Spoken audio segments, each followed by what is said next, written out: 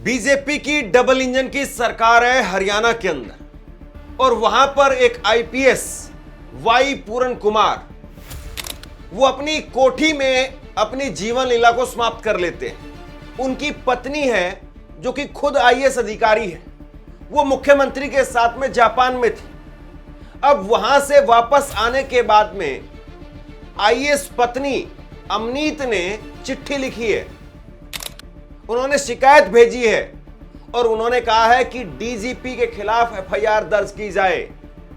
DGP और SP मिल करके और उसके साथ में बाकी के और अधिकारी हैं वो मिल करके मेरे पति को परेशान कर रहे थे, जाति सूचक गालियां दी जा रही थी और इसलिए एससी एसटी एक्ट में मामला दर्ज किया जाए, एफआईआर की जाए और उनकी गिरफ्तारी। अगर कोई एक सामान्य इंसान भी मौत को गले लगाता है तो यह सवाल उठता है कि उसने क्यों मौत को गले लगाया, क्या उसके पास में दूसरा कोई रास्ता नहीं था।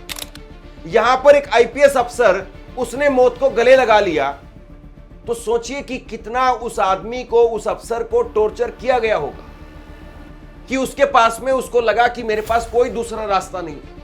एक आईपीएस अफसर जो कि आईजी रैंक का अधिकारी था, जो कि हरियाणा पुलिस में एडीजीपी के पद पर तैनात था, यानी सबसे बड़ा अफसर होता है पुलिस का डीजीपी, उसके बाद में दूसरा पद होता है एडीजीपी।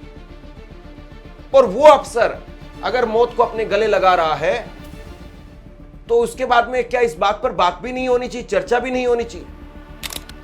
मुख्यमंत्री अब उनसे मिलने के लिए जाएंगे, ये सारी बातें निकल करके सामने आ रही है, मुलाकात हुई है, ये भी बातें सामने आ रही हैं। लेकिन आप देखिए, सीनियर आईएएस है उनकी पत्नी अमनीत पी कुमार और उन्होंने चिट्ठी लिखी है, बाकायदा पुलिस को चिट्ठी लिखी है और इसमें वो रिक्वेस्ट कर रही हैं कि मेरे पति की मौत के बाद में अब इन दोनों की गिरफ्तारी होनी चाहिए।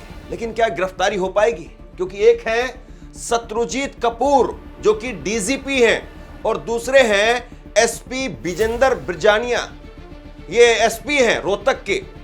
और इन्होंने कहा है, आईएएस पत्नी ने कहा है कि मैंने डीजीपी से बात करने की कोशिश की अपने पति को लेकर के, लेकिन डीजीपी ने मुझसे बात करने से इनकार कर दिया।